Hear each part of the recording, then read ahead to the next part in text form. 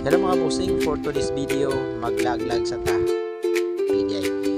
May pinuntahan tayong Ford na EcoSport. So ito yung may problema ngayon. Delikado ang kahimtang, 50-50. Alam po natin ang Ford ay napakamahal. Sa halaga pa lang ng kanyang engine suspension ay 9,800 na. So kaya naman mabigat-bigat talaga pag ito ay nagka-problema yung mga ganitong uri ng sasakyan.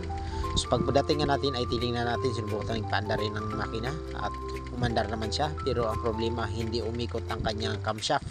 Sa habang umandar nga siya ay wala ngang ikot yung camshaft at binuksan na nga natin, hindi natin pinatagal. So nandito nakita na agad natin yung problema. Ang kanyang timing belt ay meron ng tama. So katulad nga nung iniisip natin pagpaandar pa lang, sakto nga talaga. Ganito nga talaga yung kanyang. At pagkatapos niya na i-check natin isa-isa yung kanyang mga spark plug, wala namang problema. Hindi na natin patagalin. At dahil nga may tama na rin itong ating timing belt. So wag na nga natin patagalin, kunin na nga natin itong timing belt. Putulin na natin para meron tayong sample. At dahil ginto ang presyo ng mga parts nito ay wag muna nating buksan at putulin na muna natin. So ayan mga busing, natanggal na natin yung ating timing belt.